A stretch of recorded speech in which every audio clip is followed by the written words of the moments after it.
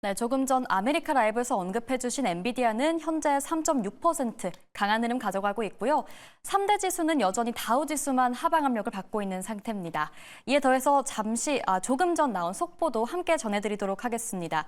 트럼프 대통령이 인도네시아와 훌륭한 무역 협정을 완료했다, 직접 협상했다라고 한 소식이 전해졌는데요. 뒤이어 나오는 속보도 함께 바로 전해드리도록 하겠습니다. 자, 그렇다면 글로벌 인사이트 시간으로 바로 넘어가 보도록 하겠습니다. 오늘은 NH투자증권 압구정 WM센터 정우창 부장 모셨습니다. 부장님 어서 오세요. 네, 안녕하십니까? 네, 앞으로 잘 부탁드리겠습니다. 네, 잘 부탁드립니다. 네, 그렇다면 오늘의 주제부터 좀 바로 넘어가 보도록 할게요. 자, 오늘의 주제는요. 금융주 필두로 시작된 어닝 시즌, 뉴욕 증시 향방 가른다? 라는 주제입니다. 네. 제가 또 오프닝에서 언급을 하긴 했지만 오늘 또 빅뱅크들이 개장 전에 실적을 좀 줄줄이 발표를 했고 이제 본격적으로 어닝 시즌 시작이잖아요.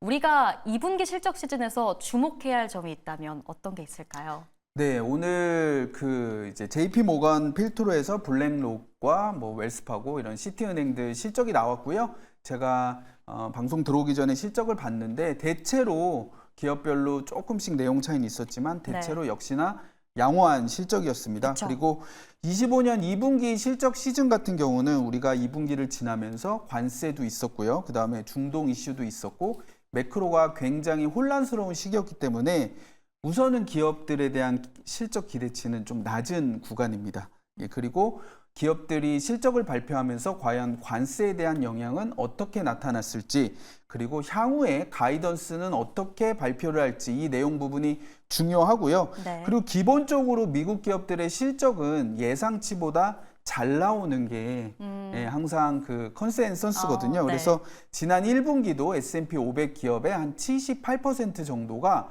실적 예상치를 상회를 했었습니다. 그래서 네. 2분기에 저희가 2분기 실적은 한 4% 정도 전년 대비 증가할 걸로 예상을 하고 있지만 실제는 그것보다는 좀 더 좋게 나오고 이런 실적 시즌을 지나면서 미국 증시의 상승 흐름은 조금 더 지속 가능할 것 같다. 이렇게 저희는 기대를 하고 있고요. 실제로 1분기도 저희가 한 6에서 7% 정도 증가할 걸로 예상을 했는데 실제는 한 13% 정도에 많이 증가를 해서 2분기 역시 기대치가 낮기 때문에 오히려 이거를 비트할 확률은 또 높을 수 있다. 이렇게 긍정적으로 생각을 하고 있습니다. 네. 그러면 눈높이를 좀 낮게 잡은 만큼 실적이 예상치보다 높게 나와주면 지수는 또 한 번 좀 달리게 될까요? 이제 오늘 같이 이렇게 엔비디아처럼 이렇게 좋은 그런 재료가 있으면 또 이제 좀 반영을 할 텐데 이제 기업별로 보면 또 이런 것도 중요한 것 같아요. 그 실적이 나오기 전에 주가의 흐름이 미리 좋은 실적을 선반영해서 조금 많이 올랐다면은 단기적으로는 그 좋은 실적이 무조건 이제 그 기업의 펀더멘털이 도움이지만 단기적으로는 차익 실현이 나오는 구간이 있고요. 실적 발표 전에 주가 흐름이 그렇게 큰 호실적을 선반영하지 않았다면 그게 큰 호재가 돼서 그때부터 상승 흐름이 좀 가속화될 수 있다. 이렇게 생각을 하고 있습니다. 네, 알겠습니다. 기대치가 낮지만 어쨌든 펀더멘털이 중요하고 또 많이 올랐다면 차익 실현에 유의해야겠다 언급을 해주셨고요. 그런데 또 관세 영향도 있긴 하잖아요. 물론 2분기에는 바로 반영이 안 될 수도 있겠지만 3, 4분기에 가이던스에 영향을 줄 수도 있을 것 같은데 이 점은 저희가 어떻게 좀 체크를 해야 될까요? 네, 그래서 이제 기업들이 3분기 쪽에 저는 오히려 관세에 대한 부분 때문에 가이던스를 좀 발표를 안 하는 것도 좀 괜찮을 것 같고요. 그리고 미국 정부가 지금 이런 관세에 대한 부작용을 흡수하기 위해서 기업들의 감세라든가 또 R&D에 대한 세액공제라든가 이런 또 당근책이 또 많이 있기 때문에 그리고 또 모든 기업이 또 관세의 영향을 받는 것은 아닙니다. 그래서 저희가 미국 기업 같은 경우는 제조업이나 상품 소비보다는 서비스업과 소프트웨어가 되게 또 중요한 시장이잖아요. 그래서 그 분명히 한 네거티브한 요소도 있지만 그거를 상쇄하는 또 파지티브한 요소도 있다. 이렇게 보고 있습니다. 그래서 이번 주에 또 조금 일정을 조금 저희가 짚어볼 필요가 있는데요. 오늘부터 이제 주요 은행들이 실적 발표를 했었고 내일도 뱅크 오브 아메리카나 저희 그 JP 모건 스탠리, 골드만삭스 같은 은행들의 실적 발표가 있고 ASML 같이 또 네. 저희 반도체의 중요한 기업들이 실적 발표가 있다. 이런 부분을 좀 체크를 하시면 좋고요. 목요일에는 TSMC 그리고 넷플릭스 같은 기업의 실적이 발표가 있습니다. 네, 그러면 여기 좀 이렇게 표시를 해주신 기업들, 해당 기업들을 좀 눈여겨서 보면 될까요, 저희는? 예, 뭐 저희 국내 투자자들이 네. 목요일에 발표되는 TSMC나 넷플릭스 실적에 관심이 많으실 텐데요. TSMC 같은 경우는 실적 발표 전에 네. 월별로 매출을 공개를 합니다. 그래서 4월, 5월, 6월 매출이 이미 나와 있는 상태고요. 당연히 뭐 실적은 좋을 텐데 하반기나 내년에 이런 AI 반도체 수요를 어떻게 보느냐 이런 코멘트를 지켜봐야 될 것 같고 또 넷플릭스는 뭐 최근에 오징어 게임이라든가 K-팝 뭐 데몬 헌터스 굉장하지 않습니까? 맞아요. 예, 그래서 관세의 영향에서 좀 자유로운 기업이고 이런 OTT 산업이 계속 성장하는 추이가 계속 여러 국면에서 저희가 엿볼 수 있거든요. 그래서 네. 양호한 실적이 예상된다 이렇게 생각을 하고 있습니다. 네, 그럼 또 아까 전에 뭐 제조업 이런 쪽보다 서비스업 쪽이 어쨌든 소프트웨어 쪽이 강한 이 미국이기 때문에 그런 기업들은 사실 크게 관세 타격이 없을 수도 있다 이렇게 또 언급을 해주셨는데요.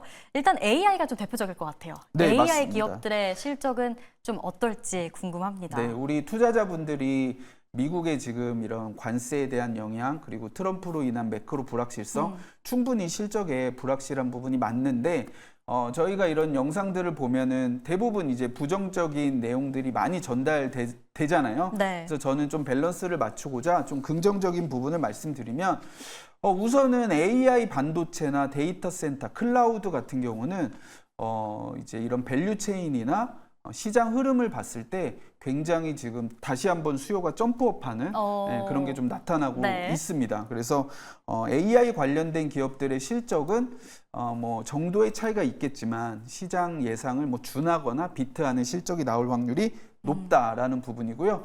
또 저희가 이제 좋아하는 주로 빅테크나 S&P의 대형 기업들 같은 경우는 수출 비중이 높은 기업들이 많습니다. 그래서 연초 대비 보면 달러 인덱스가 지금 한 10% 가까이 하락을 했기 때문에 네. 이 부분은 해외 매출이나 해외 사업부의 이익에 분명히 큰 도움이 될 거거든요. 그래서 저희가 기억을 해보시면 미국은 작년 같은 그렇게 달러의 강세 속에서도 굉장히 양호한 실적을 기록을 했었습니다. 우리 빅테크나 대형 기업들이. 네. 그래서 이렇게 환율에 대한 또 순풍도 이런 대형주 그다음에 해외 매출이 높은 기업들에게 실적에 분명히 도움이 될 거다. 저는 그렇게 생각을 하고 있습니다. 네. 그럼 달러 약세 기조를 이어가는데 이 달러 약세 수혜주들도 우리가 함께 좀 체크를 해봐야겠다. 맞습니다. 언급을 해주셨고요. 네. 우리가 좀 원래 큰 그림을 봐야 된다고들 얘기하잖아요. 뭐 네. 가까이서 보면 비극이지만 네. 멀리서 보면 희극이다 이런 말도 있고 지금 미국 기업의 실적 앞으로의 전망은 좀 계속해서 그래도 올라가는 건가요? 네, 맞습니다. 제가 좀 준비한 자료가 있는데 한번 네. 띄워주시면요. 우선은 S&P 500 기업 실적이 2분기에는 조금 슬로우할 수 있다 이런 예측이 있지만 하반기로 갈수록 또 실적의 상승 가속도는 또 높아질 거고요. 내년까지도 저희가 높은 13.6% 이건 이제 6월 저희가 27일에 추정한 컨센서스 기준이긴 한데 내년에도 10% 초중반의 높은 실적이 예상이 된다. 저희 이 표를 보시면 2010년에 S&P 500 기업의 EPS가 한 87 정도 됐었거든요. 네. 근데 올해는 저희가 264를 예측을 하고 있어서 한 15년 전과 비교를 해보면 이제 미국 기업들의 실적이 한 3배 가까이 증가를 했습니다.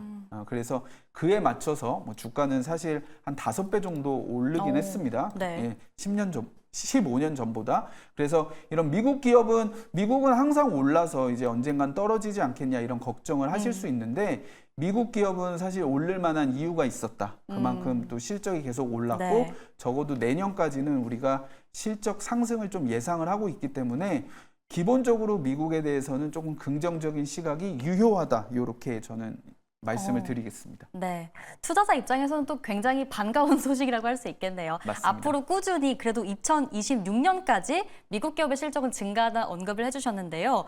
아니 오늘 그런데 여쭤볼 내용이 좀 너무 많아요. 네. 일단 CPI 같은 중요한 지표가 나오기도 했는데 네. 요즘 또 트럼프가 계속 파월을 때리고 있잖아요. 네. 조금 전에도 보니까 SNS에 연준은 금리를 3포인트 인하해야 된다. 인플레이션 매우 낮다.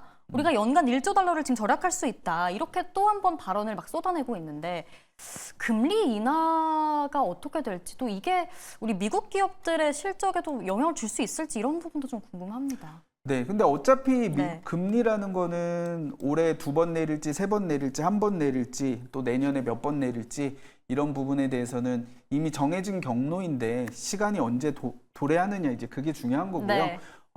미국은 지금 중립금리를 한 3.2% 정도로 보고 있기 때문에 현재 한 4.5% 정도 되거든요. 네. 금리는 한 5번에서 6번 정도 내릴 여력은 있다.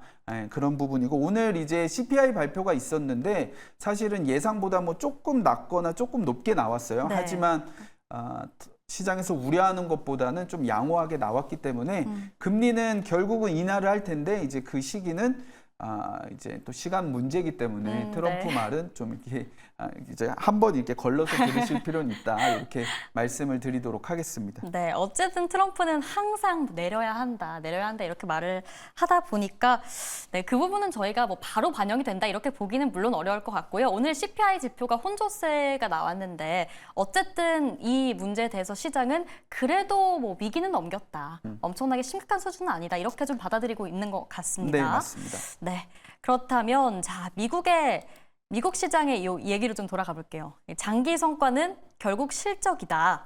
그렇다면 실적과 함께 주가는 계속해서 올라간다. 좀 이렇게 해석해 보면 될까요? 네, 맞습니다. 저희가 지금 뉴스에 나오는 이런 관세나 매크로 변수들이 있지만 하반기를 봤을 때 감세 정책, 그다음에 규제 완화 그런 부분들이 좀 이제 증폭이 되고 또 유동성이 또 더 풀리고 금리 인하하는 이런 부분까지 생각을 해보면 미국 증시는 지금부터도 좀 긍정적으로 보실 필요가 있다 이렇게 생각을 하고 있습니다. 그래서 너무 이게 저희가 이제 트럼프 때문에 중간중간 변동성은 나오겠지만 결국 이런 큰 흐름을 보고 미국 증시는 긍정적으로 대응하시면 좋은 성과가 있을 것 같습니다.